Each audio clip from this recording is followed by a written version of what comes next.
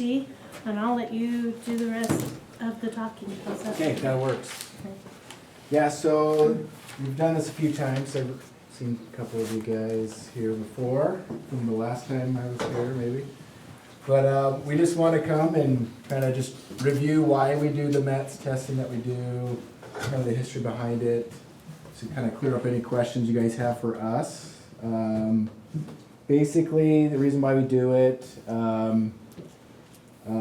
so firefighters unfortunately lead the nation in one of the stats you don't want to lead, and that's on-the-job deaths, okay? And the number one killer for firefighters is cardiovascular or pulmonary events, okay? And so the NFPA recognized this and decided to come up with their own protocol to start testing. And that's kind of the guidelines that we use. We use their guidelines with the METS testing that we do, the treadmill test that we do. There's a 25-year longitudinal study that validates the test that we do with the treadmill test. So we do the submaximal test. You guys all know how to do it, right?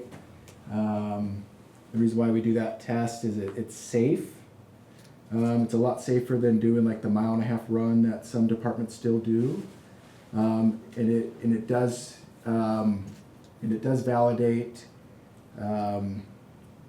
and predict. It's a better predictor of your overall cardiovascular health than doing the 1.5-mile run, because you can be out of shape and book it on the 1.5-mile run and pass your 1.5-mile run and have a heart attack right after, right? And so with this, it's a little harder to fake how you are health-wise on the test that we do.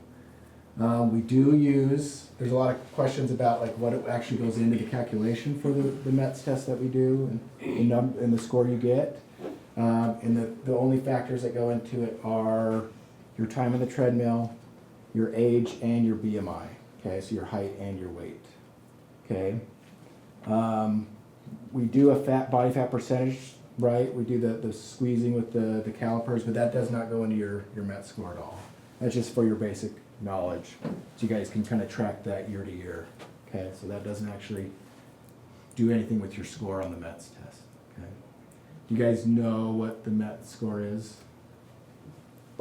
What we calculate with that? Like what you want to hit? Well, yeah. What do you guys know what you want to hit on? 12? Yeah, about over a 12.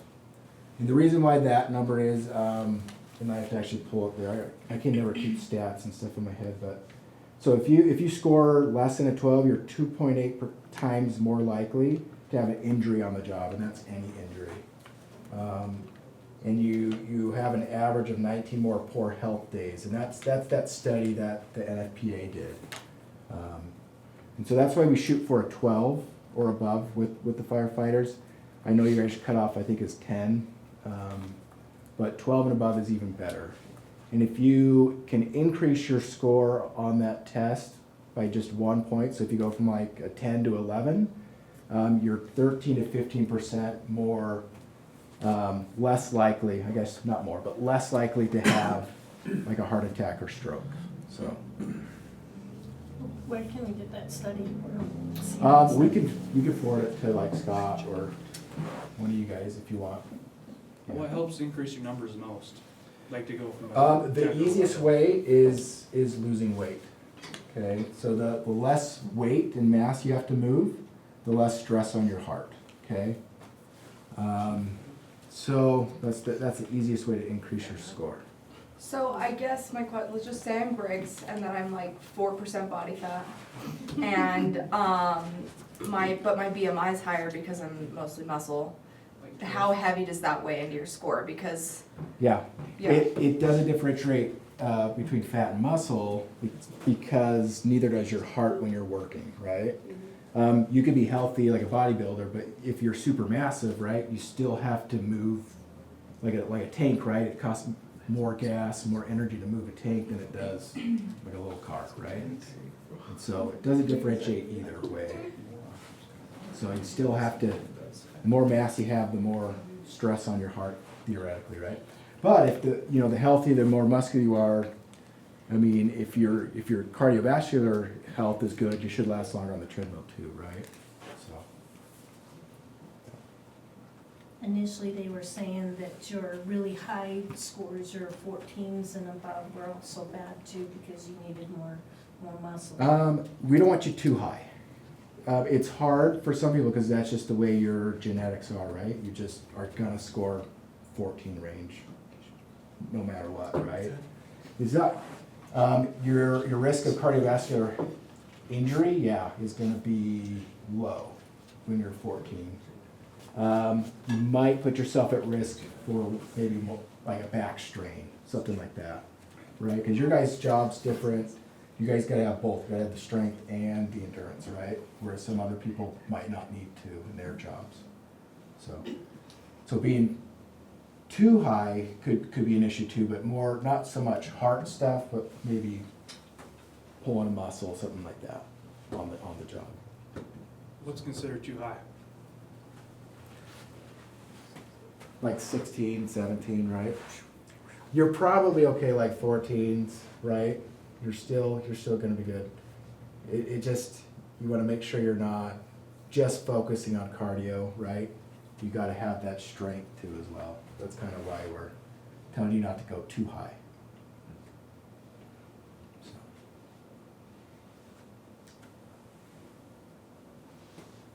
So what is the difference between, like, say you do a more calculated test, like the VO2 max, as opposed to the METS? Because doesn't a VO2 also give you a MET score? Isn't that the most accurate Yeah, score? so it depends on what they're actually calculating the METs. Because you can, on any treadmill, you could just put it up like a 10% incline in 10 miles an hour, and it'll give you a MET score. So a lot of times on those tests, when you go do like a VO2 max, they're just writing down whatever level the treadmill is at that time. So they're not actually calculating the same score we're calculating. So our score is taking into account the BMI and the age, whereas they're just writing down whatever is on the treadmill score, okay? With their MET calculation. Their VO2 max score, yeah, that's gonna be completely accurate, right? Because if they're taking you to failure on the true VO2 max test where you're like done half a day after, because you are reaching that max, yeah, that VO2 max is going to be probably more accurate than our calculation. We calculate with our score. Mhm. But yeah, a lot of times those, when you go to the cardiologist, a lot of times they're not even doing like a true VO2 max unless you have the actual, Yeah. right? They're measuring the CO2 output. Mhm. So if you're just doing like a stress test, cardiac stress test, sometimes that's a submaximal test as well, and they're calculating VO2. But again, a lot of times we've noticed with those tests, they're just writing down whatever level that treadmill is when you're doing the test. So it's not quite as accurate of a predictor as the score we're using from that study that we use. So were you gonna look up that study too? Because I'm curious too about like what our formula is for calculating that. Right. Because I know there's times I've looked into it myself, has been, like, you have to be a certain amount of time on the treadmill, even as a cool down period before you get a certain. Yeah, the actual like true protocol, and sometimes we don't do the cool down period with you guys, we just be like, okay, cool down. Mhm. Because once we hit that target heart rate for you guys, which is the calculation with your age, right? The way we do it is once you go above that and you stay above it for 15 seconds, that's the time we write down. And then the cool down period, that doesn't go into your score, but it just helps you cool down. Mhm. I mean, technically we should be letting you cool down for 3 minutes, but we kind of just let you guys gauge that on your own. We'll still let you cool down, but we'll usually just say, you guys good? And you guys can do the full 3 minutes or you can just cool down, whatever you did. But And you said that formula is in the study then? it's gonna be in the study, and I might have it like in a PowerPoint as well, the actual calculation we use. And I could send that to you guys, I like that. yeah.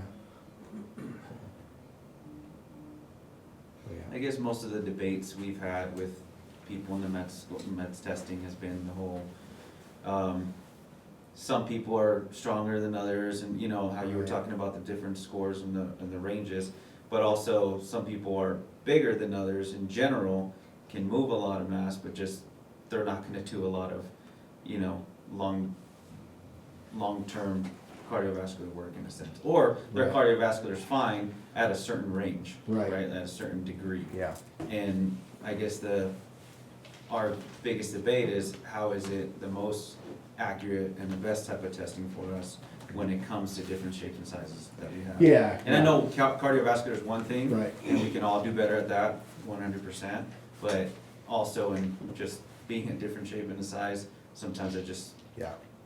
what can we do for that? Or, Yeah, the reason why it's a good predictor, right, is because it has that long study that validates it, the test that we use. And there's been other studies, because there's other tests you could do, like there's different protocols, right? But they don't seem to be as accurate in predicting some of these cardiovascular events as the test that we use.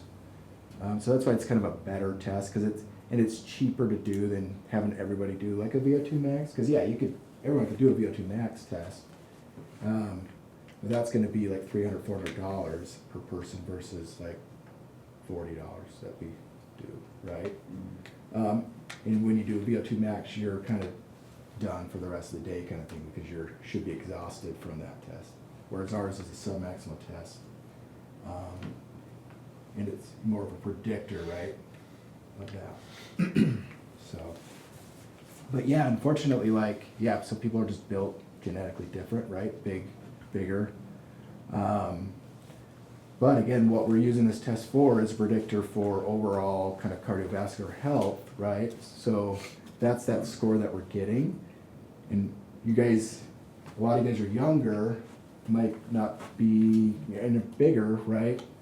So you can get away with it now, but we're hoping that this score kind of gives you something to kind of bite into for your health later, right? Because you can kind of get away with it in your 20s, right? Kind of being, more out of shape. But we want you to enjoy your career, your whole career, and then your retirement when you're done with all this too. And that's our goal as well, is enjoy your life after you retire. Because yeah, you could bulk up, steroids, be huge massively, right? But what do you do in your life later in life, right? And that's what you want to be thinking about as well.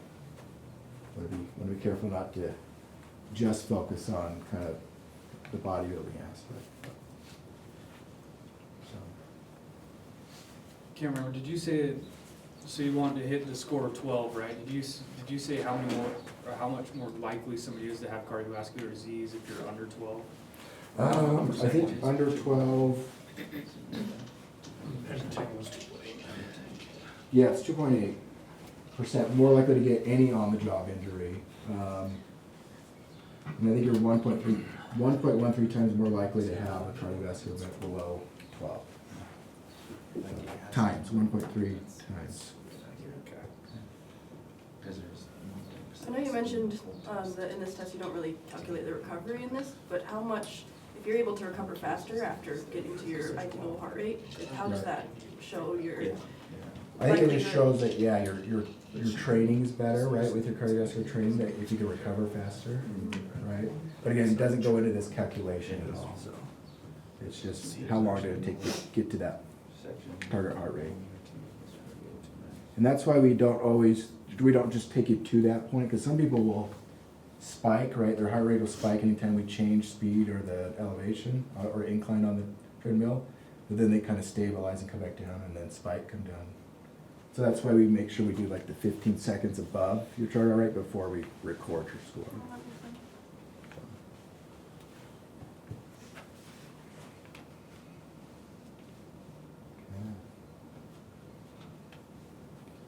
Any other questions on why we do it?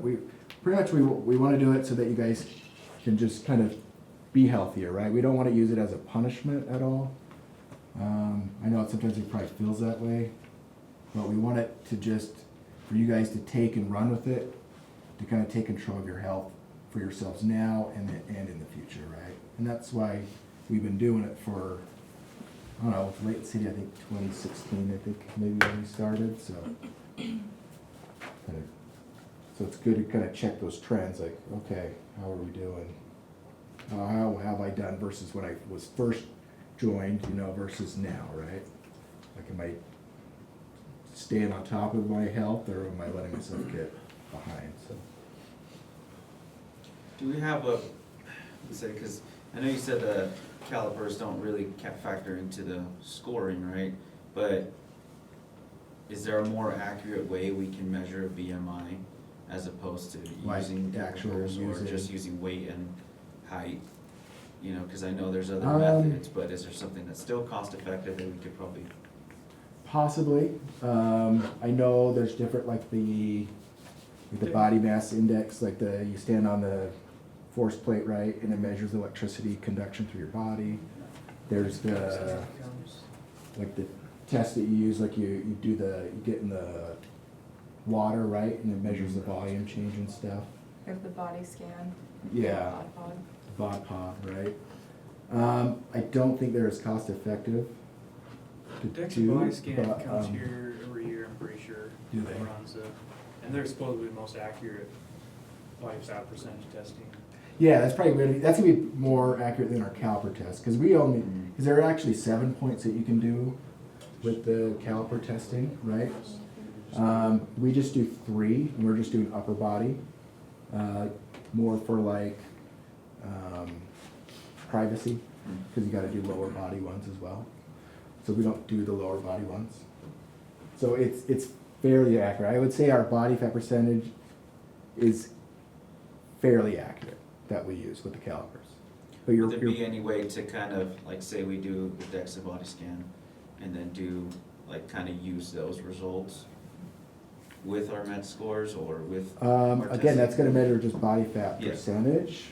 Because I know people look at that, and I think that's another debate too, right? They'll see that and they're like, well, I don't understand how their ranges are so huge, you know, I haven't Right. really changed much, and, Right. you know, sometimes the BMIs on there are just kind of back and forth, and some people haven't really changed their lifestyles much, and Right. they're still as healthy, or I guess unhealthy in the sense It could have been what you ate that morning too, right? Change you a few pounds.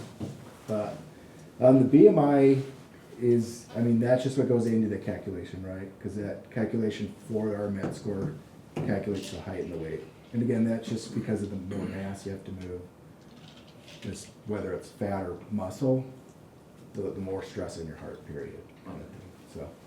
So yeah, I mean, you could use that scan, but again, that's not gonna feed into your actual MET score that we calculate. So.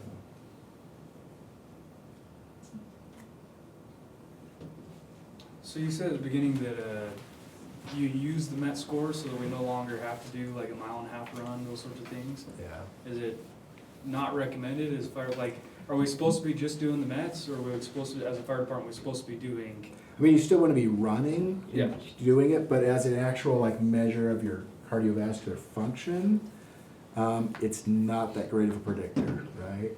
Because there is even a few years ago in Salt Lake, I think the chief or assistant chief passed his 1.5 mile run and had a heart attack right after, right? Because like I said, you could not be in shape, but just push yourself as hard as you can on that 1.5 mile run. But is that actually measuring how healthy you are at that time? And then that's why this test is a little bit better at predicting your actual cardiovascular function. So I just want to ask you, because this is just, so as a fire department, we still do two other tests, right? We do what's considered a MON test, I don't know if you know about them, basically run around the track 10 different times, up and down stairs, and then we run Yeah. another fire tower test, right? Yeah. So we have these 2 other tests, but for you, like what, because somebody going out and running the MON test once a year isn't gonna get them in cardiovascular shape, Right. right? Like, and the way that they time it, you can basically go walk the thing and it doesn't even help you at all. Right. So, like for you, your recommendation, like what's a better way to be able to try and test us here?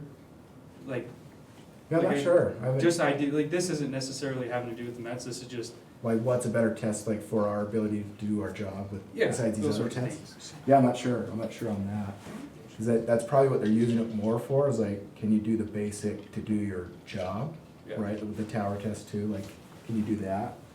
Whereas our test is just measuring cardiovascular function, right? Or cardiovascular health, I should say, at that time. Okay. So I'm not sure if there's a better test out there for your actual, like, can you do your job? I was just curious about your thoughts on it.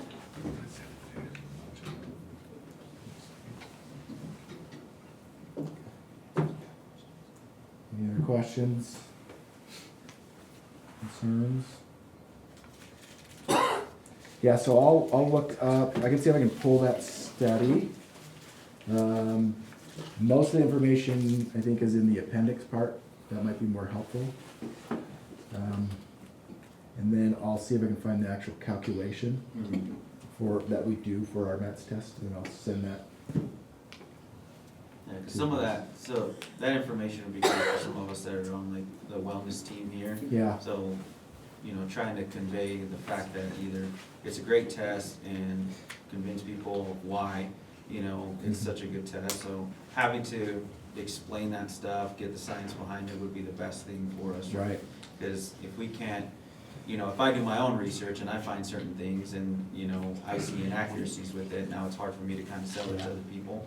But now if there's that study that you guys use and it's a formula that you guys use, it'll be easier for us to be like, all right, here's why this is the best we got pretty much for us. Yeah, and we, in the actual total protocol, so the treadmill test that we use, that's just part of a full protocol, cause there's, like Weber and Ogden Fire, they actually do, I think North Davis does now.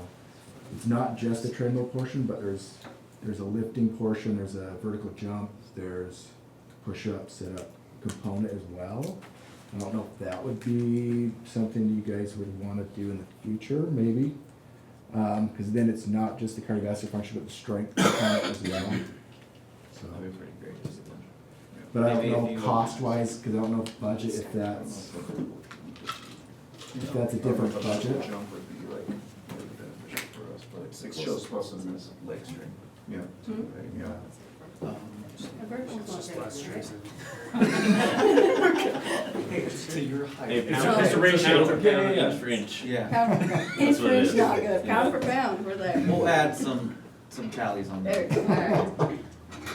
But yeah, so, I mean, If I can, you know. if you're that gonna might send be an information option out. too, I just don't know if it's a different budget, if it costs different, cause it does take longer to do that test Mhm. than just the METS test. Cause we have some departments that just do the METS treadmill test, and then we have a few departments that do the full battery test. Would that change your score at all, right? Like, so let's say you have somebody that has a higher fat percentage, that's moving more weight, that's gonna have a harder time cardiovascular wise, but if they can do significantly well on the strength side, like, is there, like, would it benefit, like, would it counterbalance the benefit people at all? It depends on the department and down to your chief and stuff, cause it's still a weighted thing, right? With the weight component, it's not gonna change like the MET score, right? But maybe you know, chief says, you know, since your METs might be a little lower, but you hit everything else, I don't know. Cause I think that's where people's argument is the fact that because they're bigger, they're stronger, Right, but because they're bigger, their I can do the cardiovascular job, strength is yeah. good, right? But, like, if it comes to the point where we do the weightlifting portion, but it doesn't benefit us at all to be able to, like, counteract the cardiovascular portion, Right. then it wouldn't even matter. yeah. I mean, and I think with the MET score, right, the thing that we're using that for is the cardiovascular predictor of Yeah. health, right? And so that's not gonna change. I think maybe that's just what they're keying in on, is to avoid having those cardiovascular events on the job. So I think it's still important, right, to have that cardiovascular, a good score on the METs. But yeah, I could see it being frustrating when, like, yeah, I can lift all this stuff. Maybe somebody who's scoring a 14 can't lift as heavy as me, right? Maybe some of the tools or something, right? But again, it's that cardiovascular predictor of health. Cause yeah, you can lift really heavy, but in 10 years, your risk of a heart attack is gonna be, 5 times what that person at 14 was, right? So I don't know, that's maybe an option to talk with your chief and stuff about, and see if that's something Layton City wants to start doing, is the full battery of testing. And that has like a weighted thing too, like we do like, you know, if you get perfect on all the weightlifting, the vertical jump, like you can get a gold, right? You can get a certain score, silver, bronze, and then there's just passing as well, like, but there's certain requirements on that, like, you know, 1 rep max bench and stuff. But if that's something maybe might help some people who don't like them, because I know some people just don't like the treadmill test, right? But maybe that'll give them some motivation with, if you include the lifting. So.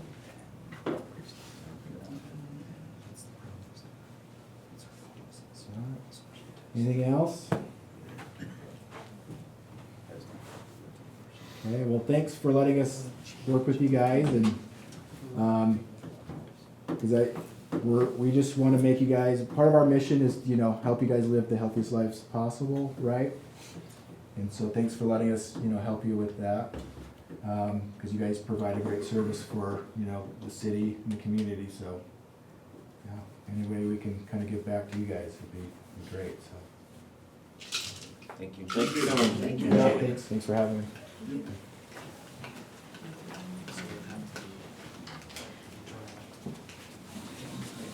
I